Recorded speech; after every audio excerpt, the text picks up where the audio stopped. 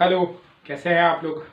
Welcome back to your channel food for brain. जैसा कि हमने लास्ट वीडियो में डिस्कस किया था कि ये जो हमारी अब सीरीज चल रही है जिसमें हम डिस्कस कर रहे हैं about UP TGT and PGT, जो हमारा बेसिक फोकस है कि यूपी टीजीटी पीजीटी के एग्जाम्स में हम कैसे जो है तैयारी कर सकते हैं और किस तरीके से हम उसको मतलब स्ट्रेटेजी के तरीके से हम कैसे जो है उस एग्जाम को में प्रिपरेशन करके और एक अच्छे मतलब एक बेहतर प्रिपरेशन के थ्रू हम कैसे उसमें जो है पार्टिसिपेट कर सकते हैं और सक्सेस को अपनी हम क्या कर सकते हैं, बढ़ा सकते हैं। ठीक है ना। तो इसी सीरीज में आज पेश है हमारा सेकंड वीडियो, ठीक है ना, जहां पे हम डिस्कस करने वाले हैं about how to prepare for UP TGT PGT exam की, जहां पर हम डिस्कस करेंगे क्या कि हम किस तरीके से टीजीटी और पीजीटी एग्जाम को कैसे प्रिपेयर कर सकते हैं। ठीक है ना। तो strategy for TGT PGT exam एक छोटी सी स्ट्रेटेजी है जो हम अपना सकते हैं फॉर बेस्ट सक्सेस टीजीटी और पीजीटी के एग्जाम्स में। वो क्या है हम यहाँ पर डिस्कस करेंगे। ठीक है ना। तो सबसे पहला जो हमारा है वो ये है कि prepare chapter by chapter from text book. ठीक है ना। क्या है कि जो भी हमारे चैप्टर्स हैं जैसे हम देख रहे हैं उसमें हमें टॉपिक दिख रही है, बट एक्चुअल में अगर हम देखने जाएं जब हम उसे अपने टेक्स्ट बुक से टैली करेंगे तो then we will find that कि ये क्या है पूरी तरीके से किसी ना किसी चैप्टर से मतलब एक पूरे चैप्टर सीरीज ऑफ चैप्टर से क्या हो रहा है ये निकल करके आ रहा है। तो एक छोटी सी टॉपिक के चक्कर में हमें पूरा ओवरऑल चैप्टर भी पढ़ना पड़ेगा। ठीक है ना।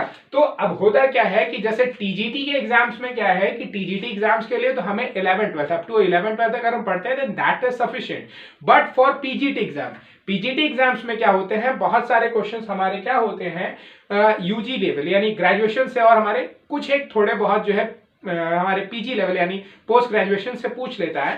ठीक है ना। तो उसके लिए क्या होता है कि हम जो टेक्स्ट बुक्स यूज करेंगे वो हम दोनों ही लेवल की यूज करेंगे।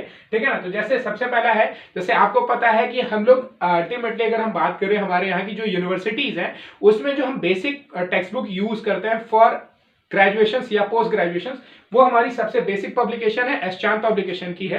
तो हम लोग क्या कर सकते हैं एस चांद पब्लिकेशंस की बुक ले सकते हैं या और भी पब्लिकेशंस आती है लाइक प्रगति की आती है और एपी करके पब्लिकेशंस तो बहुत सारे आते हैं। तो इस तरीके की जो अच्छी वेल डिफाइंड टेक्स्ट बुक्स हैं उनको हम ले सकते हैं फॉर यूजी एंड पीजी, जो हमारा यूजी का टॉपिक या पीजी का टॉपिक जो इसमें इंक्लूड हो रहा है उसकी स्टडीज के लिए। ठीक है ना। देन आफ्टर दैट हम लोग यूज कर सकते हैं refresher books of physics and chemistry for standard 11th and 12th। तो 11th एंड 12th में हम लोग जब पढ़ते हैं तो हम लोग भी एक आईआईटी और नीट वगैरह देने के लिए कॉम्पिटिटिव पॉइंट ऑफ व्यू हमारे अंदर रहता है, जोश जुनून रहता है। तो उस दौरान हम जो रिफ्रेशर्स यूज करते हैं, ठीक है ना, तो हम 11th एंड 12th के लिए बेस्ट होता है कि हम रिफ्रेशर्स का इस्तेमाल करें फॉर कॉम्पिटिटिव पर्पस। उसमें हमें 2-3 फायदे मिलते हैं। जैसे होता है क्या है कि आप देखते हैं कि हर एक टेक्स्ट बुक में क्या होता है कि उनके पीछे के एंड ऑफ द चैप्टर हमें क्या होता है बहुत सारे ऐसे टॉपिक्स मिल जाते हैं। जैसे हर एक चैप्टर से रिलेटेड हमें question material set of questions practice के लिए भी मिल सकते हैं, जिसमें हमें आईआईटीज वगैरह से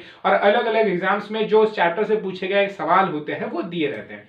ठीक है ना। तो इस तरीके से वो भी हमारे लिए क्या होगा एक आप कह सकते हो कि एक बंडल मिल जाएगा, हमें सेट ऑफ क्वेश्चंस भी मिल जाएगा और हमारा जो चैप्टर है उसको हम थॉरली यानी एक एक चीज को बहुत ही बारीकी से और बहुत ही डिटेल्ड वे में क्या कर सकते हैं, पढ़ सकते हैं। तो आप यहाँ पर जो है जो भी 11th या 12th में आपने रिफ्रेशर बुक यूज की होगी उसका आप इस्तेमाल कर सकते हैं। लाइक प्रदीप की होती है, आपने एचसी वर्मा पढ़ी होगी, ठीक है ना। इसके अलावा एबीसी होती है, दिनेश होती है। तो इस तरीके से मल्टीपल बुक्स है एज ए रिफ्रेशर जो हम लोग 11th एंड 12th स्टैंडर्ड में क्या करते हैं, यूज करते हैं। तो हम उन्हें भी क्या कर सकते हैं, यूज कर सकते हैं। ठीक है ना। नेक्स्ट है हमारा जो अगला स्टेप है सेकंड, वो है after completing each chapter prepare questions from different set of papers which compile chapter wise collection. जैसे होता क्या है कि जब एक बार हमने क्या किया अपनी ओवरऑल थॉरली हमने जब एक एक चैप्टर को पूरा डिटेल में प्रॉपरली हमने जब पढ़ लिया है, in that case after that हम क्या कर सकते हैं, हम हर एक चैप्टर वाइज चाहे तो जो हमारे सेट ऑफ पेपर जैसे होता है ना कि लास्ट 10 ईयर्स का पेपर हमने ले लिया, लास्ट 5 ईयर्स का पेपर ले लिया, उसको निकाल लीजिए और उसमें देखिए उसको हम set of collection of papers में बना सकते हैं। या फिर आजकल हमारे पास है कि बहुत सारी ऐसी बुक्स आती है लाइक हमारे पास यूथ कॉम्पिटिटिव बुक्स आती है और इसके अलावा आपने देखा होगा ये क्या कहते हैं एक और हमारी बुक आती है अध्ययन मंत्रा, तो इस तरीके घटना चक्र आती है। तो इस तरीके से बहुत सारे बुक्स आते हैं और हमें इंटरनेट पे भी बहुत सारे ऐसे साइट्स मिल सकते हैं जहां से हम क्या कर सकते हैं, सेट ऑफ पेपर जो कि क्या है, जिनका कंपाइलेशन कैसा है, चैप्टर वाइज कलेक्शन है, ठीक है ना, जो कंपाइलेशन कैसा है, चैप्टर वाइज, यानी हर एक चैप्टर का एक पूरा सेट ऑफ क्वेश्चंस एक ही जगह पे मिलता है।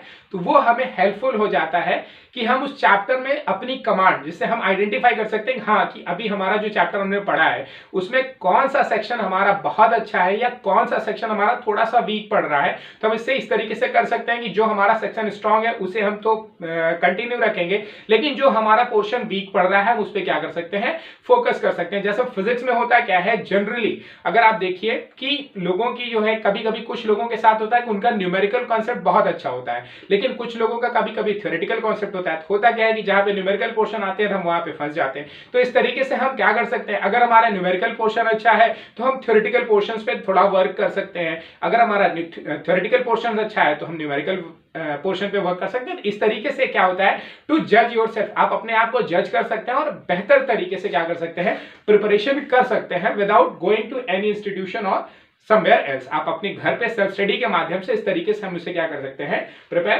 कर सकते हैं, ठीक है ना। तीसरी चीज क्या है, परचेज एनी प्रैक्टिस सेट और any online test series and solve it in a given span of time for best performance. जो सबसे बेसिक चीज है कि आप कोई भी प्रैक्टिस सेट उठा लीजिए, जैसे आजकल आते हैं हमारा अरिहंत वगैरह का आता है, उपकार का आता है, तो यूपी टीजीटी या पीजीटी के वो प्रैक्टिस सेट्स आते हैं, उनमें 15-16 दिए रहते हैं, तो आप उनको ले लीजिए और उसे सॉल्व करिए। लेकिन सॉल्व करने का जो सबसे बेसिक फंडा है वो क्या होता है कि जो गिवन इंटरवल ऑफ टाइम है, जैसे आपको पता है कि टीजीटी या पीजीटी का जो पेपर होता है उसमें मैक्सिमम 90 मिनट्स अप्रोक्सीमेट मान लेते हैं हम, 2 घंटे 90 मिनट्स मिलता है या 2 घंटे मिलता है, तो हमें उस पेपर को 2 घंटे के अंदर कोशिश करनी है। अगर हम बहुत अच्छा रिजल्ट चाहते हैं तो हम कोशिश करें कि उसे हम 1.5 आवर में कंप्लीट कर सकें, ठीक है। तो इस तरीके से हम क्या कर सकते हैं कि हमारे पास अगर प्रैक्टिस सेट हमें मार्केट से अवेलेबल हो जाता है तो मार्केट से अवेलेबल कर सकते हैं, या फिर कोई ऑनलाइन टेस्ट सीरीज ले सकते हैं जिसके माध्यम से हम क्या कर सकते हैं, अपने प्रैक्टिस को और मजबूत कर सकते हैं in a given span of time. यानी याद रखिएगा ये स्पैन ऑफ टाइम आपके लिए सबसे बेस्ट चीज है,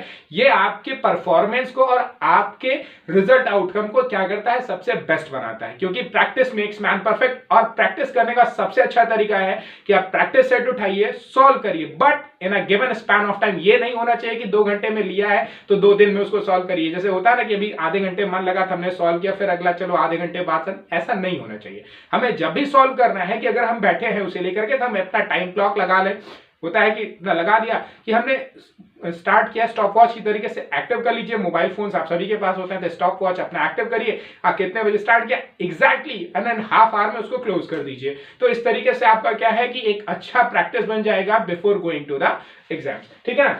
अब जो सबसे बेसिक चीज है हमारे लिए, देखिए ये तो हो गई स्ट्रेटेजी, लेकिन इस स्ट्रेटेजी में बने रहने के लिए जो हमारे लिए सबसे बेसिक और सबसे इंपॉर्टेंट चीज होती है वो होती है हमारा टाइम टेबल, कि हम अपना टाइम टेबल या अपना पढ़ाई का पैटर्न कैसे उसको शेड्यूल करते हैं। 2 तरीके के, जैसे होता है ना, बहुत सारी तरीके होते हैं। कुछ लोग होते हैं कि वो एक दिन बैठे हैं तो 10 घंटे 12 घंटे 15 घंटे 16 घंटे बैठे हैं पढ़ रहे हैं, वो उनकी कैपेसिटी होती है। कुछ लोगों की ऐसी हैबिट होती है जो नहीं बैठ सकते, वो 40 मिनट 45 मिनट 1 घंटे बैठते हैं, तो वो उसमें ही उनका दिमाग क्या होता है, ब्रस्ट अप होने लगता है, तो वो जो है मूव ऑन करने लगते हैं। तो इसका सबसे अच्छा फंडा है, जरूरी नहीं है कि आप 14 घंटे या 15 घंटे पढ़े, आप अपनी बहुत सारी, क्योंकि टीजीटी या पीजीटी की तैयारी करने वाला ऐसा जरूरी नहीं है कि वो 100% एग्जाम पे ही फोकस्ड है, या तो वो कहीं ना कहीं कुछ पढ़ाई कर रहा है, अपने क्लासेस कर रहा है, या XYZ कर रहा है, या फिर कोई ना कोई कहीं ना कहीं कोई प्राइवेट टीचिंग करता है, ये अमूमन देखा जाता है।